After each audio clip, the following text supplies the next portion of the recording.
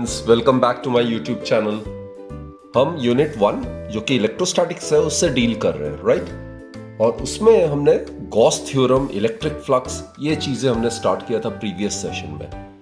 In this particular session we will be starting the applications of Gauss's law. Basically बच्चों, जो Gauss's law होता है it helps us in calculating the electric field of continuous charge distributions. अब continuous charge distributions में क्या होता है? Line charges, plane sheet of charges, charge spheres, spherical shells. तो इन सब सिचुएशंस में electric field due to continuous charge distribution हमने निकालना है by using Gauss's theorem, right. तो फर्स्ट टॉपिक है electric field due to an infinitely long straight wire. जो मान लेते हैं ये एक infinitely long straight uniformly charged wire है, and suppose this the charge I am showing it with the help of this diagram. ये charge uniformly इसके line में डिस्ट्रीब्यूटेड है, right. It's a case of 1D। I mean इसमें charge uniformly distributed over a line, over a wire. तो इसमें term हम use करेंगे linear charge density. And suppose इस पॉइंट पे हमने इलेक्ट्रिक फील्ड निकालना है due to this continuous line charge distribution. So what we do is, students, taking point O as center and OP is equal to R as radius, and we'll consider this line to be the axis of this imaginary cylindrical surface, right? ये जो cylinder है, imaginary cylinder मैंने बनाया है, जिसके axis को हम ये लाइन चार्ज डिस्ट्रीब्यूशन से रिप्रेजेंट कर रहे हैं, this imaginary cylinder will act as a Gaussian surface. तो बच्चों, what I mean to say is that taking point O as center and OP equals to R as radius, we need to draw a cylindrical Gaussian surface, right? अब इस cylindrical Gaussian surface का जो length है वो हम L मान लेते हैं। L is the length of the cylindrical Gaussian surface, right? And ये जो Gaussian surface है, नेट चार्ज जो इनक्लोज करा है वो Q मान लेते हैं। इस cylindrical Gaussian surface के बाहर जो चार्ज है उससे हमें कोई मतलब नहीं है। We are only bothered about the charge which is enclosed by this Gaussian surface. So Q charge is uniformly distributed over the line of length L. तो बच्चों, जो linear charge density है, that you are aware, it's defined as charge per unit length. That is, total charge जो enclosed होगा by the cylindrical Gaussian surface, it would be equal to lambda L, right? So that's the expression. So put this as equation number 1. Now students, our objective is to determine the electric field at point P. So there are three surfaces basically.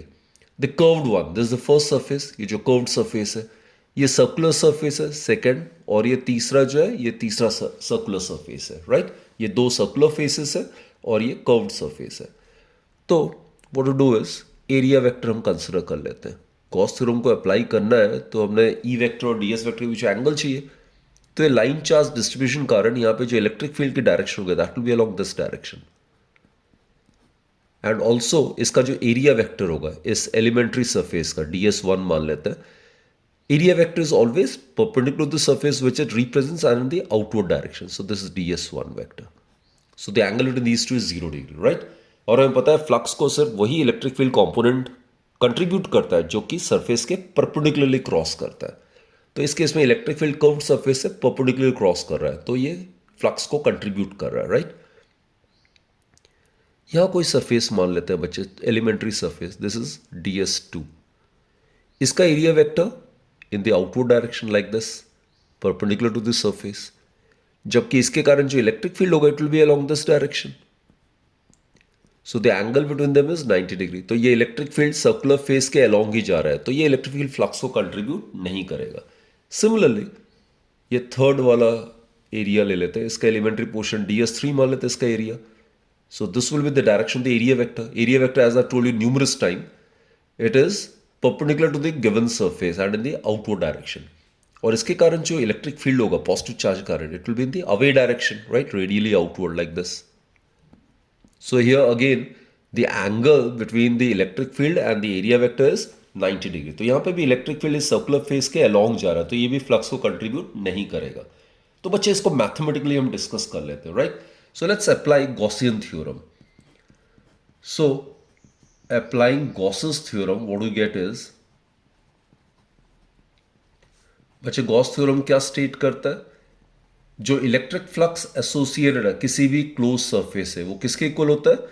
Closed surface integral of the electric field, and it is numerically equal to 1 by epsilon naught times the net charge enclosed. ये Gaussian surface net charge क्यों enclose किया हुआ है, और इसके अंदर हम मान रहे हैं एयर है या फ्री स्पेस है या वैक्यूम है, राइट? तो this is the statement of Gauss's theorem, right?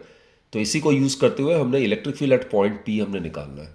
So for that what to do is, ये क्लोज सरफेस इंटीग्रल है, तो इसको मैं 3 पार्ट्स में डिवाइड कर रहा हूं. एक कर्व्ड सरफेस, एक ये सर्कुलर फेस हो गया, और ये दूसरा सर्कुलर फेस हो गया. So it can be written as, ये क्लोज वाला मैं सिंबल हटा रहा हूं तो इसको मैं बाइफरकेट कर रहा हूं. ई vector dot D S one vector, ये पहले वाले सरफेस के लिए, कर्व्ड सरफेस के लिए, plus E vector dot D S two vector, ये सर्कुलर फेस, ये दूसरे वाले सरफेस के लिए, plus third one E vector dot ds3 vector, right? This is for the other circular face, and it is equal to q by epsilon. Net charge enclosed by the Gaussian surface is lambda L. Lambda is the linear charge density, right? Now this is the scalar of the dot product. तो E और ds1 के बीच में angle देखो बच्चे, the angle between them is 0 degree. तो E ds1 cos 0, that will be 1. तो E ds1 cos 0 plus second वाले केस में करते हैं बच्चे. यहां पे देखो एंगल जो है 90 डिग्री, इस वाले केस में भी 90 degree angle. Theta over here is the angle between the electric field and the area vector. तो इस केस में आ जाएगा E ds2 cos 90. cos 90 zero होता है तो ये कंट्रीब्यूट नहीं करेगा फ्लक्स को, एंड इस इंटीग्रेंड का वैल्यू भी E ds3 cos 90 होगा. cos 90 जीरो, तो ये मैंने आपको पहले भी बताया हुआ है. सिर्फ वही इलेक्ट्रिक फील्ड लाइन जो कि किसी सरफेस से नॉर्मली क्रॉस कर रहा है वही फ्लक्स को कंट्रीब्यूट करता है. जो इलेक्ट्रिक फील्ड लाइन जो सरफेस के अलोंग होता है वो फ्लक्स को कंट्रीब्यूट नहीं करता है. तो इसमें जो फील्ड लाइंस है जो कर्व्ड सरफेस से क्रॉस कर रहा होगा वही सिर्फ नॉर्मल होगा, right? So this will become zero, this will become zero, and cos 0 is 1. So here we'll be left with E ds1 is equal to lambda L divided by epsilon. That is, अब बच्चों देखो electric field at any point on the curved surface of this imaginary Gaussian surface due to this line charge distribution would be constant. क्योंकि curved surface से कोई भी point का जो distance है इस axis say that will be constant, isn't it? वो are ही रहेगा. तो electric field being constant it can be taken outside the integration. So E integration of ds1 it would be equal to lambda L divided by epsilon. और E, अब मैं ये छोटे छोटे टुकड़े को ds1 को अगर इंटीग्रेट कर देता हूं that will give us the total curved surface area of this imaginary cylindrical surface. और बच्चों curved surface area of a cylinder of radius r and length l कितना होता है? 2 pi rl. So integration of ds1 it would be equal to 2 pi rl. So it is lambda L divided by epsilon. That is, electric field का जो expression है at point P due to this line charge distribution it would be lambda divided by 2 pi epsilon r. L will get cancelled, so this is the expression बच्चों. And lambda जैसे मैंने कहा है, lambda over here is linear charge density, Q is the charge distributed uniformly over length L. So that's the expression. And the point to be noted is that electric field distance के साथ कैसे vary कर रहा है? It is inversely proportional to the distance of the observation point from this line, uniformly charged line or uniformly charged wire. तो बच्चों अगर electric field और R के बीच में अगर ग्राफिकल वेरिएशन अगर हम करें ड्रॉ करने के लिए तो ग्राफ का नेचर इस तरीके से आना चाहिए. इन्वर्सली प्रोपोर्शनल टू R है तो it will be a hyperbolic curve like this, right? So E is proportional to 1 by R. So this is the variation of electric field with distance R. R is the distance of the observation point from this line charge distribution, right? तो जैसे जैसे distance observation point का बढ़ता जाएगा वैसे वैसे electric field की strength कम होती जाएगी, right? Students, the next application of Gauss's theorem is to determine the electric field due to a uniformly charged plane sheet, right? ये 2D केस है. यहाँ पे चार्ज हम मानेंगे कि uniformly distributed over a plane sheet. So here we will make use of the term surface charge density sigma, which is the charge per unit area. तो बच्चों मान लेते हैं ये infinitely plane, very thin, negligibly thin charge plane sheet of charge है. तो यहां पे हम क्या करते हैं, एक ऑब्जर्वेशन पॉइंट है. Suppose our objective is to determine the electric field at point P due to this thin infinite plane sheet of charge, right. So for that again Gauss's theorem हमने यूज करना. मैंने बताया Gauss theorem से क्या होगा, electric field due to continuous charge distribution हम निकाल सकते हैं. तो इसके लिए भी हमें गॉस थ्योरम अप्लाई करने के लिए गॉसियन सरफेस हमें इमेजिन करना पड़ेगा. गॉसियन सरफेस वो इमेजिनरी सरफेस जो कि नेट चार्ज को इनक्लोज करेगा. So here we will consider is we will draw a cylindrical Gaussian surface in the form of a closed cylinder pill box की तरह of length r on each side of sheet with end caps of area a या s मान लेंगे, right? So students, here what I have considered is a cylindrical Gaussian surface, right? जिसका एक half sheet के इस तरफ है, दूसरा हाफ दूसरी तरफ है. एंड इंश्योर करो कि ये जो ऑब्जर्वेशन पॉइंट है it lies on one of the circular face of this imaginary cylindrical Gaussian surface, right. तो ये original plane sheet of charge है जिसमें चार्ज यूनिफॉर्मली डिस्ट्रीब्यूटेड है. तो हमें तो बच्चों सिर्फ उसी चार्ज से मतलब है जो कि गॉसियन सरफेस ने इनक्लोज किया हुआ है, राइट. तो we are bothered only about this charge. ये मान लेते हैं क्यू चार्ज है जो कि इनक्लोज किया हुआ है, right. This is charge Q. सिर्फ जितना इनक्लोज है इस सिलेंड्रिकल गॉसियन सरफेस ने जितना चार्ज इनक्लोज किया है वो क्यू है. बाकी इसके बाहर जो चार्ज है उससे हमें कोई मतलब नहीं है. एंड ये राइट सर्कुलर सिलेंडर है तो एरिया अगर ए है सर्कुलर फेस का तो ये भी एरिया ए होगा, इसका एरिया भी ए ही होगा. So here sigma which is the surface charge density would be given by charge per unit area. Here charge Q is uniformly distributed over area A. And students this sheet is considered to be infinitely thin, यानी कि इसकी thickness negligible है. तो same charge would show up on both the faces, right. So total charge Q is distributed uniformly over area A. So it is the case of negligibly thin uniformly charged plane sheet, right? अब बच्चों देखो ये cylindrical Gaussian surface है, इसको भी हम तीन parts में डिवाइड कर सकते हैं. टोटल क्लोज सरफेस को तीन पार्ट्स में हम डिवाइड कर सकते हैं. वन इज दिस वन, ये मान लेते हैं ये पहला सरफेस एलिमेंट्री, मान लेते हैं ये ds1 है. तो इसका एरिया वेक्टर क्या होगा इन the away direction, this is ds1. अब पॉजिटिव चार्ज के कारण इलेक्ट्रिक फील्ड इस पॉइंट पे क्या होगा, पॉजिटिव चार्ज के कारण हमेशा electric field is in the outward direction, so it will be along this direction. तो यहाँ पे इलेक्ट्रिक फील्ड और ds1 वेक्टर एरिया वेक्टर के बीच एंगल 0 डिग्री होगा, right. This is the first one. Second, ये वाला सर्कुलर फेस मान लो, again इसमें एक छोटा सा टुकड़ा मान लेते हैं elementary area. Suppose this is ds2, so its area vector would be in the outward direction, हमेशा perpendicular to the surface and in the outward direction. This ds2. ये पॉजिटिव चार्ज, इसके कारण electric field again in the outward direction होगा.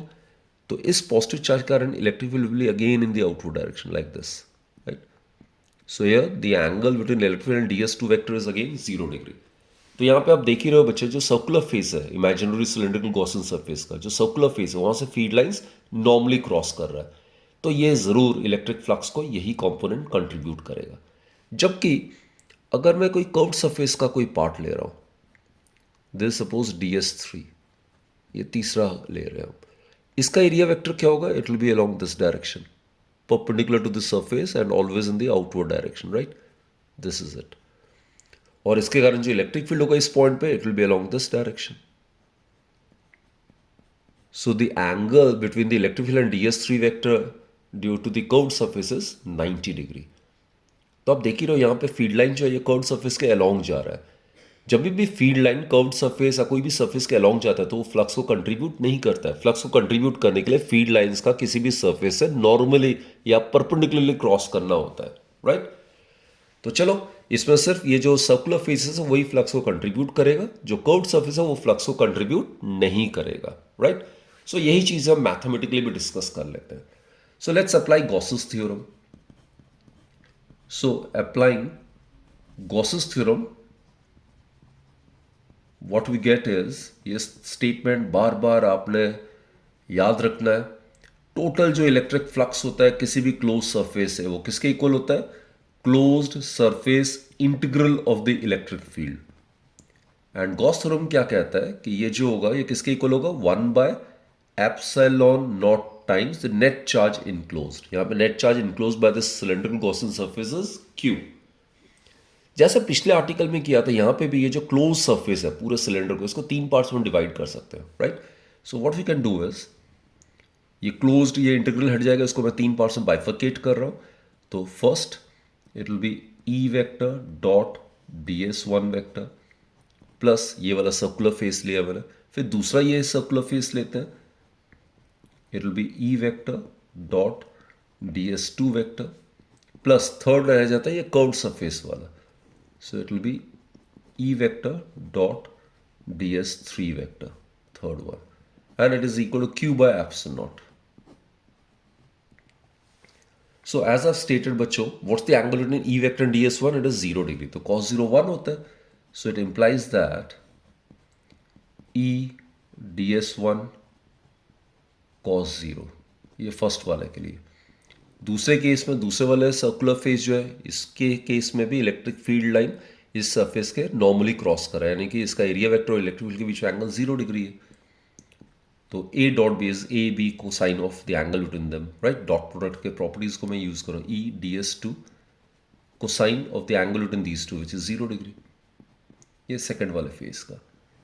Third, अब ये curved surface, इसमें electric field और D S three vector के बीच में एंगल 90 डिग्री है, and dot product of two perpendicular vectors is always 0 because cos 90 is 0.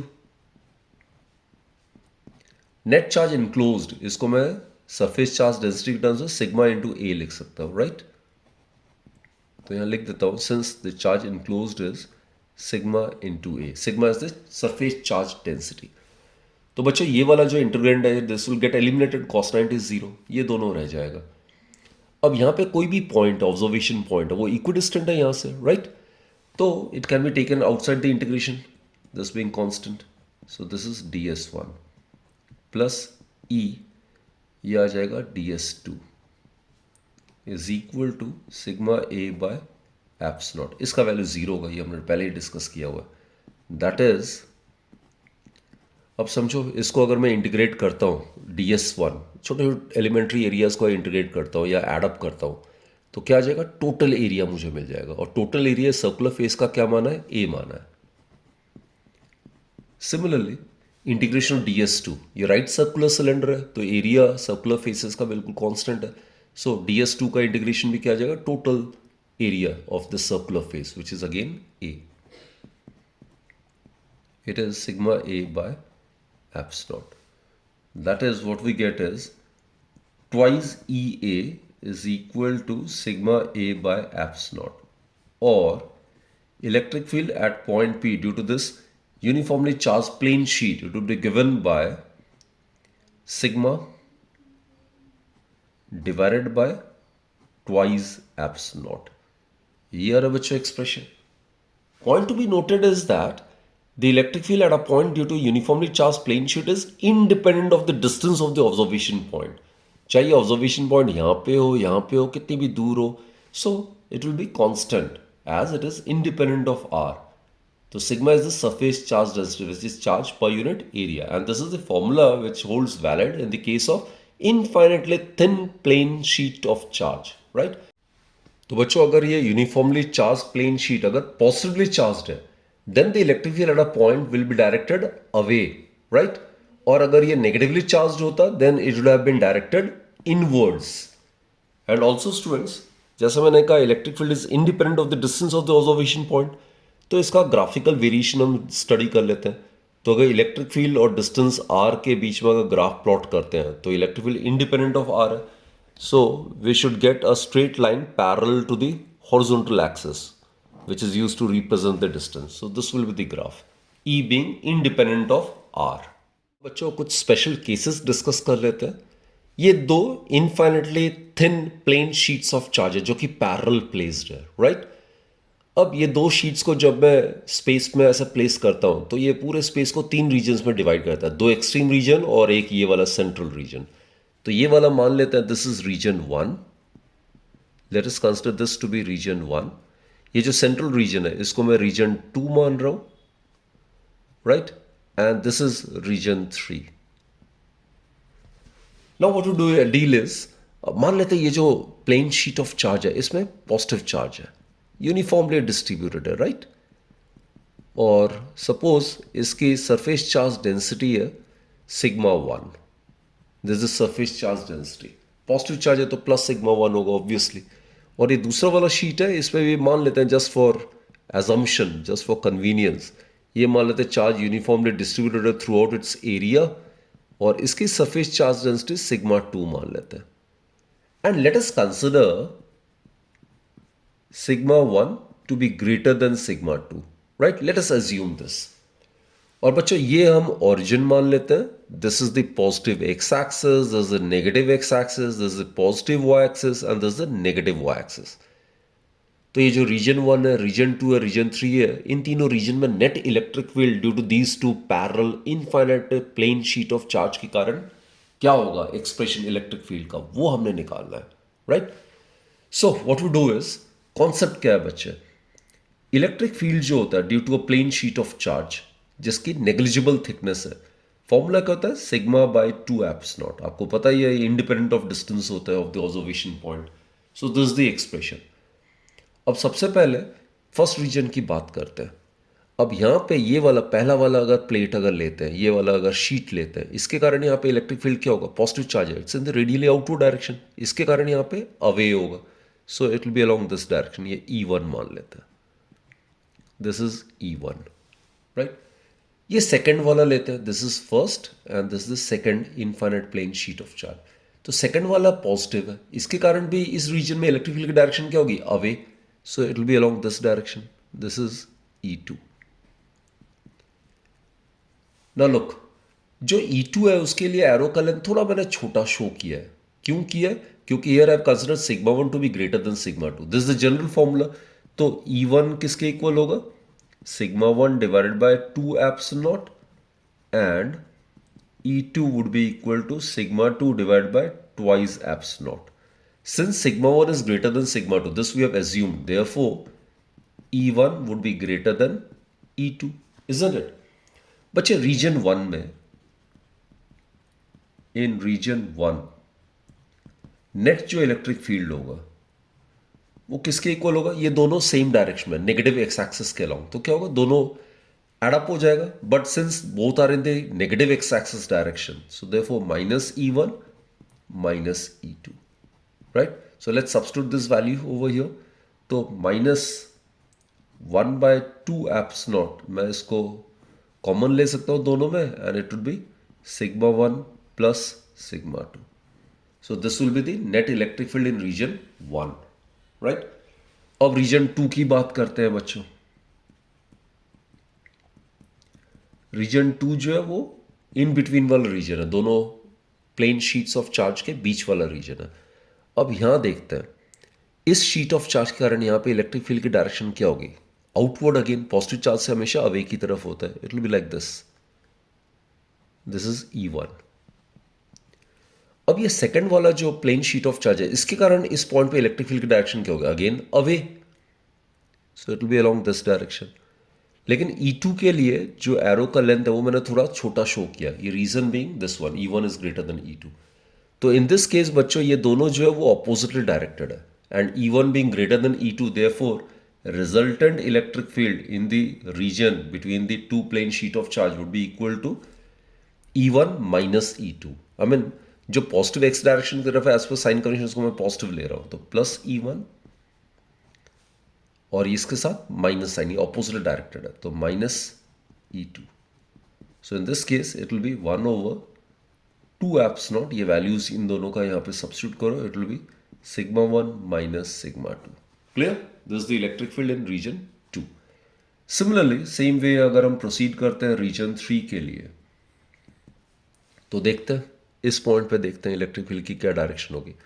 First वाले के कारण ये पॉजिटिव चार्ज है, इस कारण हमेशा अवे ही होगा, और E1 के लिए जो एरो का लेंथ है हर एक केस में वो सेम ही दे रहा हूं मैं, यहाँ पे E1, यहाँ पे E1, यहाँ पे E1, क्योंकि E1 का मैग्नीट्यूड सेम है, इंडिपेंडेंट ऑफ द डिस्टेंस है। और E2 क्या होगा, इसके कारण इसमें भी पॉजिटिव चार्ज है, इस रीजन में इलेक्ट्रिक फील्ड इस शीट के कारण away direction, right, it will be along this direction. और इसके लिए छोटा सा लेंथ का एरो आपने शो करना है, क्योंकि E2 का मैग्नीट्यूड कम है E1 से। तो ये दोनों both are directed along the positive x direction, so दोनों सेम डायरेक्शन में एड अप हो जाएगा. So resultant electric field in region 3 it would be given by plus E1 plus E2. Both are directed in the same direction along the positive x axis. So again ये दोनों values यहाँ substitute करोगे, what do you get? 1/2 eps not sigma 1 plus sigma 2. अब बच्चों इसी का एक important सा सब केस हम डिस्कस कर लेते हैं. जब दो प्लेन शीट ऑफ चार्ज है और उसमें equal and opposite surface charge densities है. What I mean to say is that if sigma 1 is equal to plus sigma and sigma 2 is equal to minus sigma, तो उस situation में net electric field region 1, region 2, region 3 में क्या होगा? That is what we are considering is, ये हमने पहला sheet माना हुआ है, ये दूसरा शीट माना हुआ है. इसमें पॉजिटिव चार्ज यूनिफॉर्मली डिस्ट्रीब्यूटेड है और इसकी जो सरफेस चार्ज डेंसिटी है पहले वाले शीट का वो हमने सिग्मा 1 माना हुआ है. पॉजिटिव चार्ज है तो पॉजिटिव सरफेस चार्ज डेंसिटी होगा, it is plus sigma.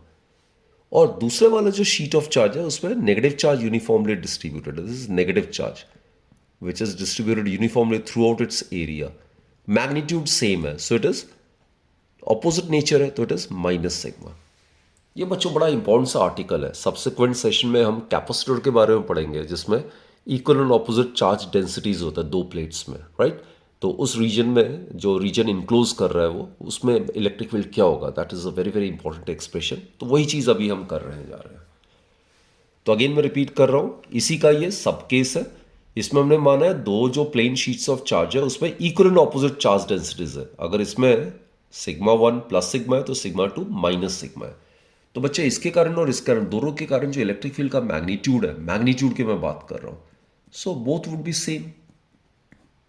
each would be equal to sigma by twice epsilon, बस डायरेक्शन डिफरेंट होगा. पॉजिटिव चार्ज के कारण इलेक्ट्रिक फील्ड किसी पॉइंट पे क्या होगा, इन द आउटवर्ड डायरेक्शन होगा. नेगेटिव चार्ज के कारण किसी पॉइंट पे इलेक्ट्रिक फील्ड क्या होगा, इनवर्ड होगा. और जैसे मैंने माना है ये ओरिजिन मान लेते हैं, ये positive x direction, this is positive x direction towards left, that is negative x direction, upward positive y, downward negative y axis, और ये ओरिजिन मान लेते हैं, राइट? तो अब देखते हैं बच्चों, सबसे पहले मैं डायग्रामेटिकली आपको मैं कन्विंस कर देता हूँ, राइट? वैसे तो आप डायरेक्टली सिग्मा 1 का वैल्यू प्लस सिग्मा, सिग्मा 2 का वैल्यू माइनस सिग्मा या सब्स्टिट्यूट करके भी आ जाएगा, लेकिन पहले डायग्रामेटिकली भी इसको हम वेरीफाई कर लेते हैं. ओके, इन रीजन 1 यहाँ पे इलेक्ट्रिक फील्ड की डायरेक्शन हमें रिप्रेजेंट करनी है और ध्यान देना दोनों का मैग्नीट्यूड सेम है. So both will be represented by the arrows of equal lengths. Positive charge, इसके कारण जो इलेक्ट्रिक फील्ड है यहाँ पे it will be in the away direction, this is E1, right? ये बच्चों नेगेटिव चार्ज है. नेगेटिव चार्ज के कारण यहां पे इलेक्ट्रिक फील्ड क्या होगा, टूवर्ड्स, और मैग्नीट्यूड सेम है तो एरो का लेंथ बिल्कुल सेम होना चाहिए in the opposite direction, this is E2. Now it is pretty evident बच्चों, यहां पे these two being equal in magnitude, opposite acted will tend to get cancel out. तो ऑब्वियसली इस रीजन में नेट इलेक्ट्रिक फील्ड कितना होना चाहिए, it should be 0, right? कोई डाउट ही नहीं है. सिमिलरली अगर रीजन 3 की बात कर रहे हैं तो ये पॉइंट कंसिडर करते हैं. अगर ये फर्स्ट वाला शीट है पॉजिटिव चार्ज, इसके कारण इस पॉइंट पे इलेक्ट्रिक फील्ड की डायरेक्शन क्या होगी, away, right? So I am representing by this arrow, this is E1. What about the electric field at this point due to this negatively charge plane sheet? Negative charge plane sheet तो towards होगा और magnitude मैंने बताया E1 E2 दोनों का same है, तो दोनों का लेंथ जो होगा वो सेम होना चाहिए. अगेन ये जो E1 और E2 है, these two being equal in magnitude, opposite acted will get cancel out. So इस रीजन में भी इलेक्ट्रिक फील्ड कितना होगा, 0 होगा. तो जो एक्सट्रीम रीजन है वहां पे नेट इलेक्ट्रिक फील्ड कितना आ रहा है, 0 आ रहा है. अब ये जो रीजन इंक्लोज किया हुआ है इन दोनों प्लेन शीट्स ऑफ चार्ज में, यहां पे इलेक्ट्रिक फील्ड क्या होगा वो जरा देखते हैं. Okay, let's consider this point. ये पॉजिटिव चार्ज शीट है, इसके कारण यहां पे electric field it will be in the away direction like this, this is E1. अब इसके कारण नेगेटिव चार्ज शीट के कारण यहां पे इसी पॉइंट पे इलेक्ट्रिक फील्ड डायरेक्शन का होगा towards, so it will be along this direction. अब देख रहे हो बच्चे यहां पे ये दोनों वेक्टर्स क्या है, they are in the same direction. Same direction में क्या होता है, they tend to add up, right? तो यहां पे नेट इलेक्ट्रिक फील्ड क्या होगा, E1 प्लस E2 हो जाएगा. That is sigma bye 2 epsilon plus sigma bye 2 epsilon, which will give us sigma by epsilon. तो वही चीज अभी हम करने जा रहे हैं, राइट। तो देखते हैं रीजन 1 में, इसको मैं मैथमेटिकली भी आपको जस्टिफाई कर देता हूं। रीजन 1 में नेट इलेक्ट्रिक फील्ड मैंने जैसे आपको कहा था E1 माइनस E2 दोनों का मैग्नीट्यूड सेम है, या डायरेक्टली आप यहाँ पे देखो सिग्मा 1 के जगह सिग्मा सब्स्टिट्यूट करो, सिग्मा 2 के जगह माइनस सिग्मा सब्स्टिट्यूट करो, तो क्या आ जाएगा, इलेक्ट्रिक फील्ड 0 आ जाएगा, राइट। नाउ रीजन 2 में मैंने क्या कहा है, नेट इलेक्ट्रिक फील्ड ये दोनों सेम डायरेक्शन में पॉजिटिव एक्स डायरेक्शन के अलॉन्ग है, तो यहाँ पे ई नेट कितना हो जाएगा, E1 प्लस E2। E1 भी सिग्मा बाई 2 एप्स नॉट के इक्वल है, E2 भी सिग्मा बाय 2 एप्स नॉट के इक्वल है। सो सेकंड रीजन में नेट जो इलेक्ट्रिक फील्ड होगा that will be sigma bye apps not. बच्चों ये वैल्यू आप यहाँ पे भी डायरेक्टली वैल्यू सब्स्टिट्यूट करके ऑब्टेन कर सकते हो। सिग्मा 1 की जगह प्लस सिग्मा लिखो, सिग्मा 2 की जगह माइनस सिग्मा लिखो, तो माइनस वन प्लस हो जाता, तो 2 sigma divide by 2 apps not, you would have got sigma bye apps not. Same चीज, चाहे आप डायग्रामेटिकल करो या इसी में वैल्यू आप सिग्मा 1 सिग्मा 2 का वैल्यू सब्स्टिट्यूट करो, राइट। नाउ इन रीजन 3 में भी नेट इलेक्ट्रिक फील्ड देखते हैं बच्चों। देखो यहाँ पे इक्वल एंड ऑपोजिट है, तो they will tend to get cancel out. तो यहाँ पे देखो सिग्मा 1 के जगह प्लस सिग्मा, सिग्मा 2 के जगह माइनस सिग्मा करोगे तो amounts to 0, so net electric field क्या आ जाएगा, थर्ड रीजन में 0 आ जाएगा। तो बच्चों एक बार मैं दोबारा से कंक्लूड कर देता हूँ। Whenever we consider two parallel infinitely thin plane sheets of charge having equal and opposite surface charge densities, then the electric field in the extreme region is 0, while the electric field in the space between the two sheets of opposing surface charge densities is given by sigma by epsilon. That is what we have proved in this particular article, right? तो बच्चों इस session के लिए हमने यही दो applications करना है गॉस थ्योरम का। एक तो हमने किया लीनियर चार्ज डिस्ट्रीब्यूशन के कारण और दूसरा सरफेस चार्ज डिस्ट्रीब्यूशन के कारण, right, plane sheet of charge. तो अगले सेशन में we will be discussing other two applications of Gauss's theorem. Till then, bachcho, do take very good care of yourself and keep watching my videos, right? Keep encouraging me and do recommend my channel to your friends and colleagues. Thank you, bachcho.